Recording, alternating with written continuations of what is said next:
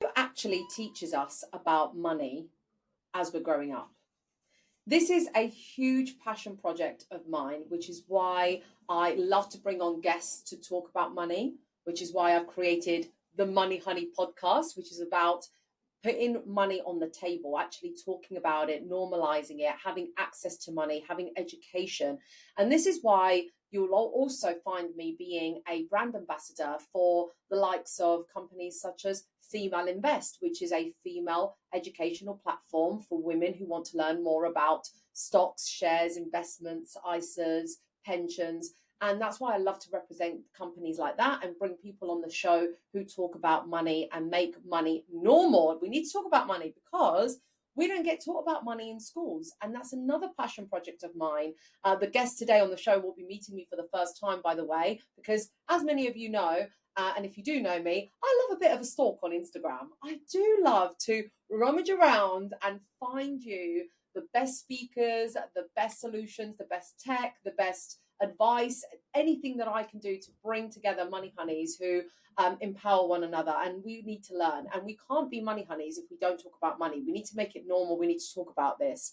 That's why I do the projects that I do in schools, for example. I go back into schools and I help the next generation. So students, in fact, even the school that I used to go to, and I go back to my old primary school and secondary school to show them what have I done since graduating. I did the whole journey of, getting good grades at school, then go to university and get good grades, and then come out and get a really good job, then get a pay rise and get another really good job. When really, if you think about it from a financial perspective, what happened?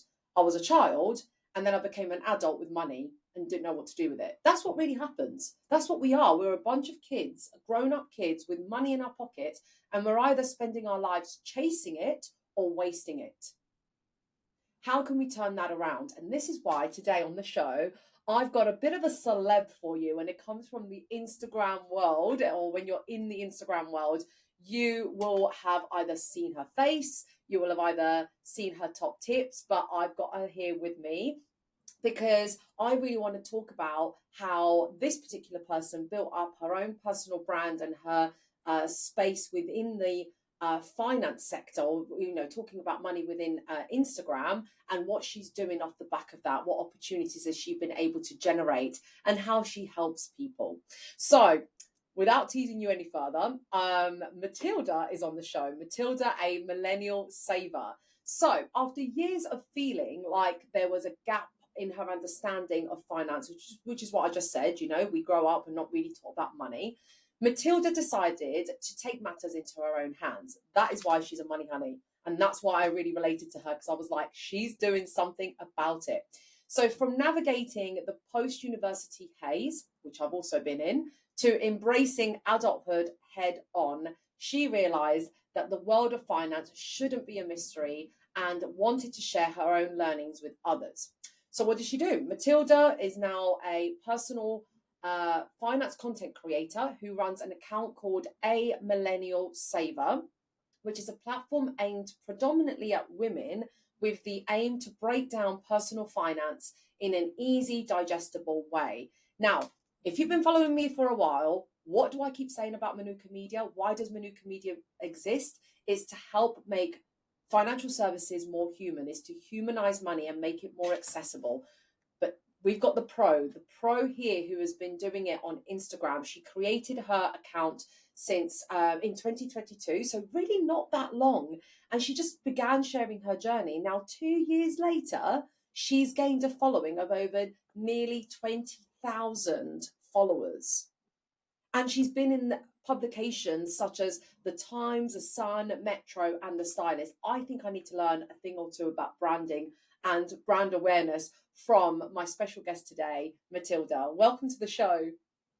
Oh, thank you. And thank you so much for having me. It's great to be here.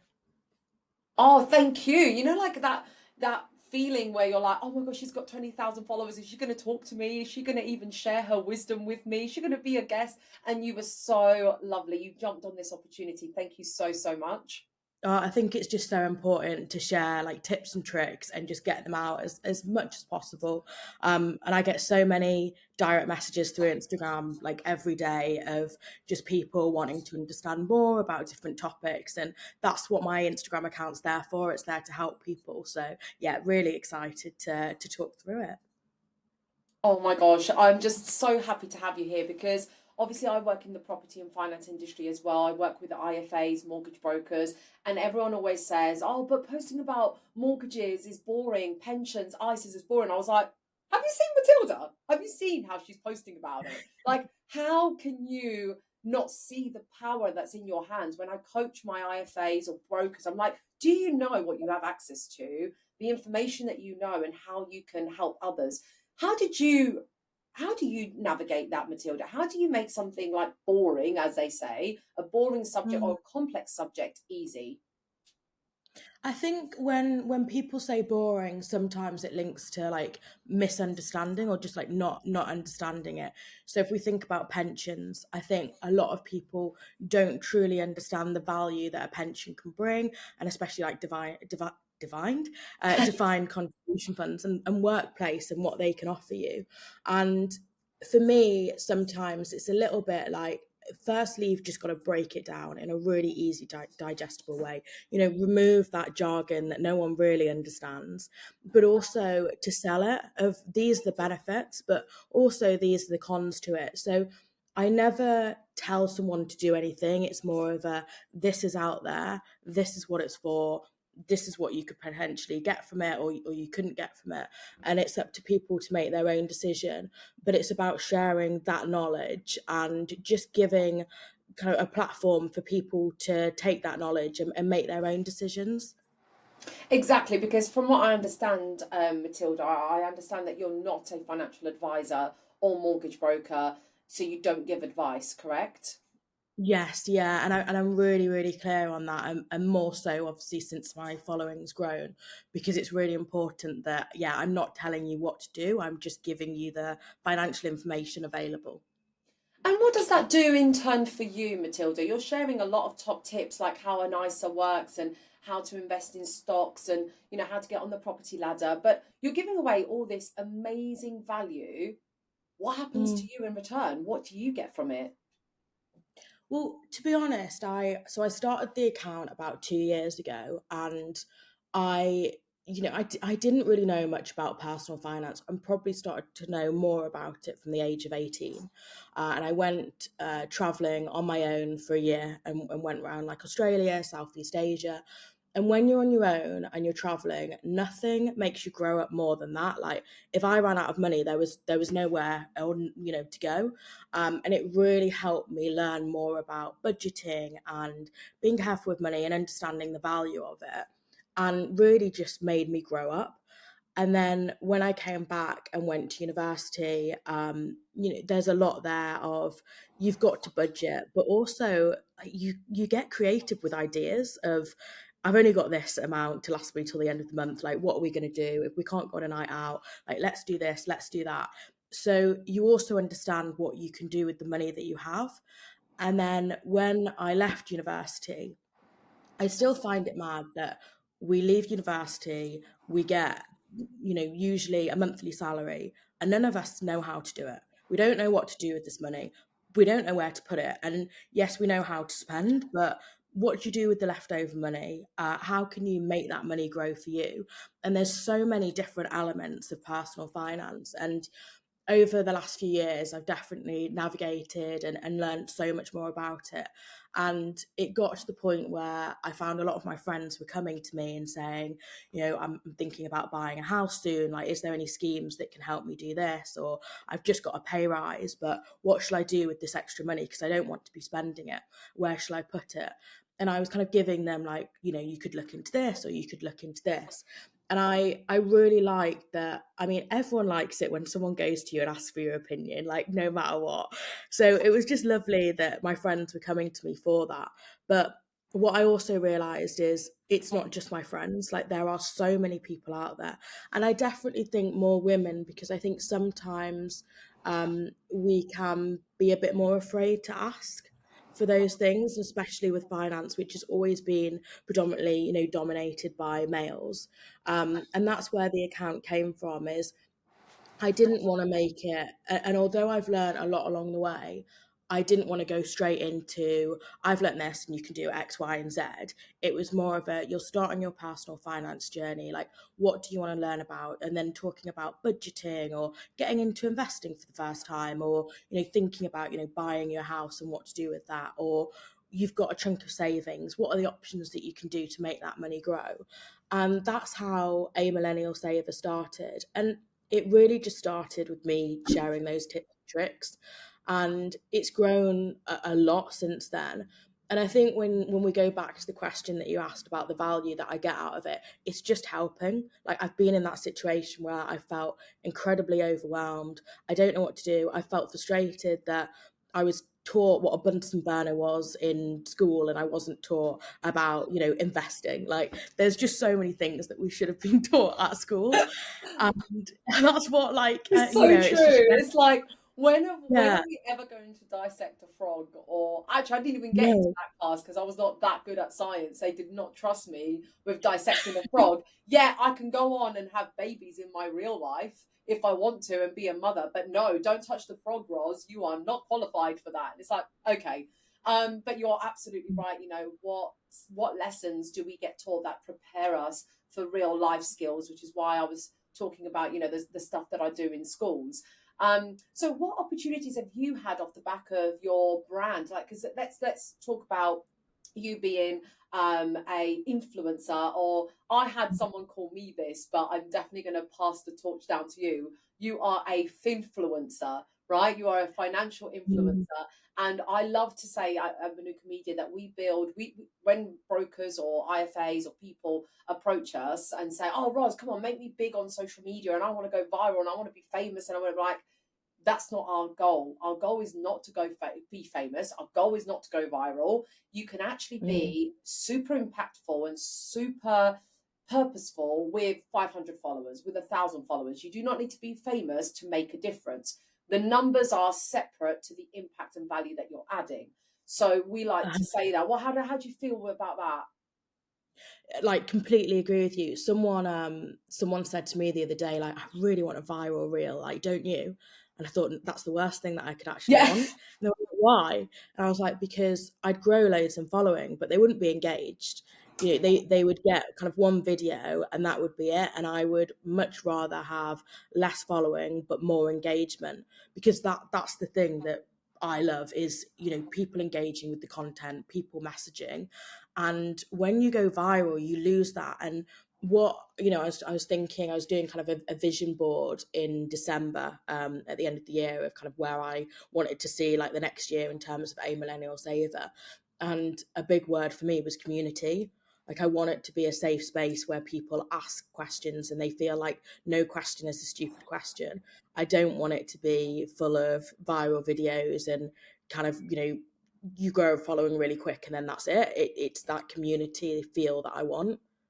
Entire like, and I genuinely get that from you, because you're probably sat there with like 20,000 followers thinking, well, that seems tiny. Like, there's people with 1 million followers, and then someone with 1 million followers would be like, well, I've got 10 million followers, I want 10 million now. So it's really hard to put the value on the number. The value is not in the number, it's how you engage with your audience, and which is exactly that. And you can engage with an audience, you can generate leads and make a 6-figure business, turn it into a 7-figure business with 10,000 followers, right? You don't need to have like 1 million followers who all spend nothing with you and don't engage with you. You've just got a following. So yeah.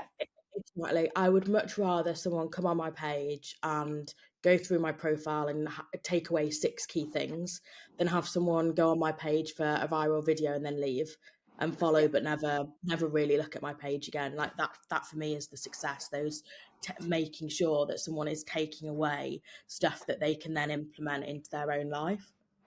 That's fantastic. So Let's just dive into a couple of little things that I want to speak about, which can actually make a big impact. It sounds small, but honestly, the audience that might be listening to this, just to give you a bit more context, it's obviously a lot of women in property, women in finance, women in construction. So this is about celebrating the talented women that we've got in our industries that are so-called male trades, right? And you Mm. know, you and I feel it's normal, women talking about money. It's like we shouldn't have to add the woman title to that. Like we're just talking about money.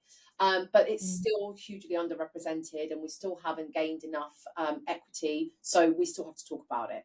So for the women listening to this podcast, and perhaps looking at you as a non-advisor, so remember, I've got a lot of mortgage clients, a lot of IFA clients, and they're looking at you like, but I'm an advisor. I can actually do this stuff for my clients, but I just don't know how to share it, how to put myself out there.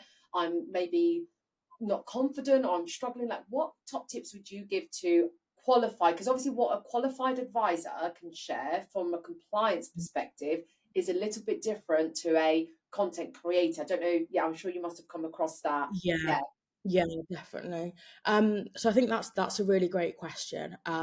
I would say first of all, look at the analytics that you currently have, because I think that's really key of what you create in your content. So every so often I'll have a look at the analytics and I'll be like, okay, what posts are performing really well? Because that to me says that those people want to hear more about those. So one thing that I was talking about was like a lifetime ISA and pros and cons of lifetime ISA, and it did really well. There was loads of comments, like people were keen to hear more about it. So for that, it's like, great, now let's create another post on that. And I think in terms of like engagement and reels, kind of create what your following want in terms of what they're reacting to, but also don't feel restricted. Like, I am a big believer of, if you don't try, you don't know. So some topics do really well, and some topics people don't really want to hear about. So, chop and change, see what works. And I also think don't overcomplicate it. So the way that I do my post is they're quite short for what the topic is, but it's very much getting straight to the point. I usually use like a real life example so that people can see where I've perhaps implemented it. And also, don't make it so it's just one sided. I think that's really important. And maybe that's more for me because I'm not giving financial advice, that I am very much, this is where it comes in handy. This is some things that you need to consider. And then in terms of reels, so I do a mix of posts and reels. I usually alternate. With the reels is I try and keep them short, but again, I change a lot in terms of what people want. So one of the things that does really well is sometimes people just want a bit of a low cost night in. So these are the couple of things that you can do to be creative. So like last night I posted a reel on candle painting with your friends, and everyone was like, I love this, like this is so cute. But it's, if you are budgeting or you are saving for something, there are sometimes points in your life where you need to be a bit more careful with that budget, because you've got a plan and you've got a goal, and sometimes you've got your short-term goals and your long-term goals. But with that short-term goal, you might need to save X amount for your deposit. So for a period of your life, you do need to be a bit more and I hate to use the word frugal, but you just need to be a bit more careful with your money. And that it far outweighs the future of your life. Like, this is such a kind of small element of your life, and you need to just be a bit more careful for this. But budgeting isn't restrictive. Like, it's what you want to spend your money on and the amount, but also like you can be creative with that. You are literally bang on every single point you've just made. Firstly, we all love spending money, like you said earlier. So even if for a short period of time, it's not that you're not spending it, it's just you're spending it in a different category that is more of a priority. So if you're looking for that independence, you want a roof over your head, you want your keys to that crib, you want to decorate your own home, and you want to have your own safe space, do you also want to be out having takeaways, drinking and spending money on alcohol every single weekend, or from Thursday to Friday? Why not just chunk that down and maybe just go out on the Saturday, leave the Thursday, Friday night drinks and all that kind of stuff, because you are working towards a brighter, more a future that is more aligned with your goals. So I like to do goal spending. So I like to spend my money based on the goals that I have. So, and also the pleasures that bring me joy. So, for example, I don't really hesitate turning down social gatherings that are like expensive for the sake of expenses, because I like to spend it on holidays. So I would not bat an eyelid spending 2-3 grand on a holiday that is luxurious, because I've been saving elsewhere.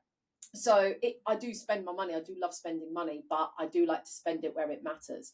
So speaking of life transforming events, right? Because obviously you're doing this to change your life. What has happened in your life? Who is the Matilda today that is a product of all her life hacks and saving tips and investment tips? What have you been able to do for yourself?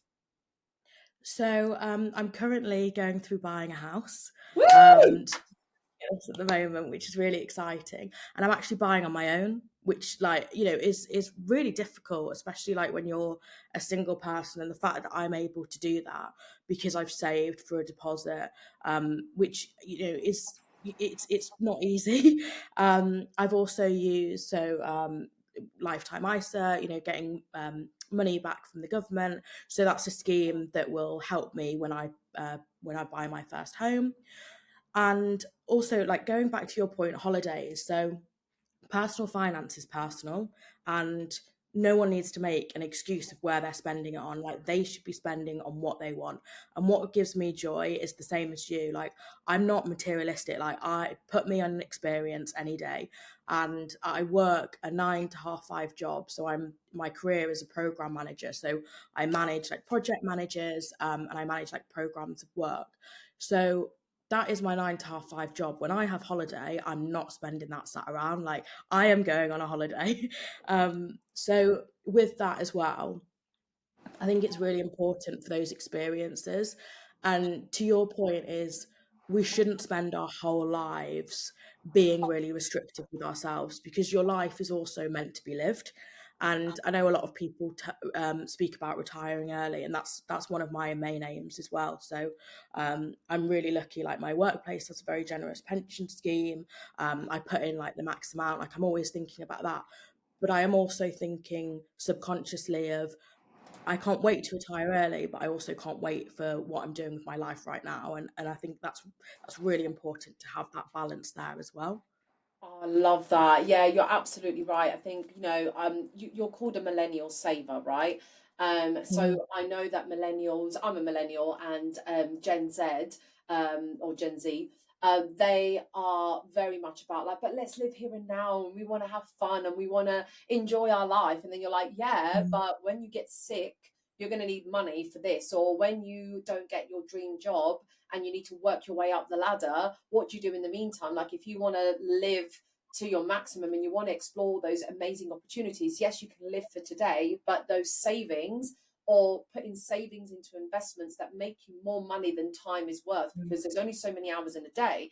And I think that's the biggest bugbear of millennial grads or Gen Z grads. I don't know what it feels like today, and then you're more connected maybe to them than I am, because you speak to them daily. But I have the Mm. perception that even when I graduated, it was like, so what? I went into all this debt for what? A 9 to 5, and commute on a smelly tube on the London Underground. Like, what kind of a life Mm. is that?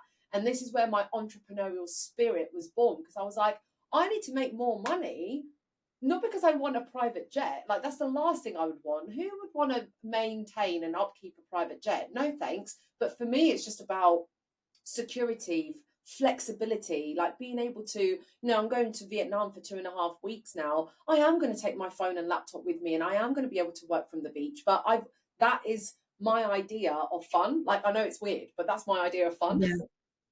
Yeah, no, that sounds like a perfect idea of fun. And I really like that you mentioned a key word there, which was security, because I recently spoke about, I did a post, and I was like, I don't know how this post is going to go, because it's a little bit controversial. But it was, there's a saying, money can't buy happiness. And I was like, I actually think money can, because the money and having savings, and I think this has been really key for me, and especially over the last couple of years, because I've gone through a few things, and it's this comfortable knowingness that whatever happens, if you've got this money, you're going to be okay. And there was one point where I was like, I don't know where to go, I don't know what to do. And I knew that money I didn't have to worry about, because I'd got some I'd got emergency funds, I'd got savings, I'd got investments. And it was just that knowingness inside of me that I didn't have to worry about that. And I think, we talk about debt as well. And, when you are in debt as well, and you've been in debt, and I've had a few friends that have experienced this, and they've all said to me, like, when you come out and you're no longer in it, you never want to go back in it, because you've been and you've seen, and you see how anxious you can feel during that period of your life. And it's just, I think that's such an important feeling to think about as well, of that's what money can bring you to. And I think as well, I've spoken about my 9 to 5 job, but I also have a lot of additional streams of income, because if I was to lose my job tomorrow, I know I'll be okay with the savings, but I also know that I've kind of covered myself with these additional income streams as well. And I think that's really important as well. I don't feel like we should just rely on one stream of income too. Like, we need to make sure that we diversify our income. Yes, girl. And that is why Matilda is a money honey, you guys, because let me tell you now, if you're listening to this show, there is nothing to motivate you like being in your overdrafts, like being in debt. There's nothing to motivate you like being on the lowest pay grade, and when the rest of your friends seem to be living it up and really like thriving. There is nothing to motivate you more than being made redundant and losing that so-called job security. And that was my journey. And if you don't know it, Matilda, and for anyone listening, basically, I was in a high-flying banking role, right? I was where the money was at. I was where money was moving. And one day, I was in Dubai for my 30th birthday, and I was dining at the top of the Burj Khalifa, literally the tallest building in the world, in one of the money pits of the world, right? I was like, money's all around us, it's everywhere. And I was there sipping my champagne with my then boyfriend, who is now husband, treating me to a 30th birthday dinner. And I just remember looking so smug outside the window thinking, I got this. I know what I'm doing. Like, I have nailed it. Okay, I've got a man, I feel great, I'm in the Burj Khalifa, and I've got a great job, and I've got great money. Oh, and we were homeowners as well, by the way. So I was like under 30. The only thing was I needed a ring on my finger, and we were ready. Come back, right? My birthday was in February 2020. I come back to the UK. What happens in March 2020? Lockdown, COVID. I went on furlough. Everyone around me was working. Well, it felt like everyone was working around me, bar me. I couldn't even get a job as a driver or as a shelf stacker, like going from banking. And like, there's nothing wrong with that job, guys. I'm not belittling that job, just a caveat. But what I'm trying to say is I couldn't even go for a pay by the hour, hourly rate job. Like, I wasn't getting a job. I was on furlough, then got made redundant. And I'd put all my savings in the house. So I had no money, had no extra savings available. I had parked all of my side hustles. I know we spoke about side hustles offline. I had other businesses in the past. I'd already shut them down because I had devoted myself to this job that was paying me handsomely, and then I lost it. And that is how nearly 4 years ago now, I started the Money Honey and Manuka Media, my business, which now has allowed me to see my money differently. Now I work for myself. I'm building a business, but I am so precious about the money that I'm earning because I know how hard it's taken me to build it, that I've now taken investing seriously. So yeah, if that's not a motivation for you, you'll never know, do you, Matilda? Until you've been through it yourself, you'll never really truly know. No, 100%. And I think, it makes you realise that when you lose that one income, how important it is to make sure that you've got like that backup plan for the future. But it's all those experiences that sometimes need to happen for us to then learn from it. Exactly that. So, Matilda, we are going to wrap up the show there because I could talk to you all day, but I know you're a busy gal, so I'm not going to take up any more of your time, other than I would love for you to share with everyone listening, where can we find you and how can we follow you? How can we engage with your content? Yeah, so you can find me on Instagram at a millennial saver. So yeah, give me a follow. Reach out as well on direct messages if you've got any questions. Like I'll always answer them all. So yeah, I look forward to seeing and chatting to any of you. Amazing. That is really, really wonderful. And just one final question. If you are, if perhaps any of your followers might be watching this, or my followers might be watching this, and they are in a full-time job, 9 to 5, Monday to Friday, and they are earning a salary, a wage, what is that one thing that you could do in addition to what they're currently doing in order to take that income to the next level? Even if it's by 1%, 10%, what is that one thing you would say to that person? Oh, that's a great question. So I think without talking about additional work and more about the salary that you have, I would say have a look at the position that you're in and look at things that work for you. So if you have money and you're saving, you've got disposable income, and you're thinking about, I am doing well and I don't need to touch this money for a period of time, you might want to look at something more long term, like investing. Or if it's something where you're like, I'm making this money, but I might buy somewhere in a few years, or I might have a wedding in a year or two, and you want to look at more short term, look at things like a high interest savings account, cash ISAs. But what I will say is please check the percentage that you have in your savings, because that is something that is such an easy fix. I know so many people that are like saving, for example, for a wedding, and they've got it in a savings and it's on 1 or 2%. And especially in a time like today, where we're going through inflation and a lot of bad things happen because of it. But the good thing at the moment in terms of your savings is we do have high interest rates at the moment. So please take advantage of those as well. Excellent, a fantastic top tip there, especially mentioning the inflation. And there's no point stacking money underneath your bed or in your little piggy bank. It's not going to grow. It's actually losing value when it's there. So that's definitely a top tip that I share with Matilda. My other one is if you're looking to grow wealth and looking to make more money, think about your personal circumstances first from a point of debt. There's no point investing and trying to grow your income if you are spending and buying shoes on Klarna, your sofas on credit, you've got loads of credit balances and credit store cards. Like, actually make sure that you are removing debt, because that's costing you money on a monthly basis, and you're making money, and actually it's just like net equal, just the equal, what am I trying to say? Like, it just evens itself out. You're not actually making anything. And secondly, try and grow your income. If you are in a 9 to 5 job, have you maxed out the earning potential that you've got there? So there's nothing wrong with having a 9 to 5. I've had a 9 to 5 all my life. It is a reputable, legit job, and it allows you to put a roof over your head and food in your mouth. So do not belittle having a 9 to 5 job, because I think that's what made me lose a lot of my passion and my spark when I was employed. Because I was like, oh, I want to be an entrepreneur. I want to be self-employed. I don't want to have a job. But actually, that job, I learned so many things there. So please do not belittle your job, and don't undervalue what it is that you do. So thank you again, Matilda, for all those wonderful top tips. If you want more top tips, please go on to a millennial saver on Instagram. You'll get so many insights from Matilda's great hacks.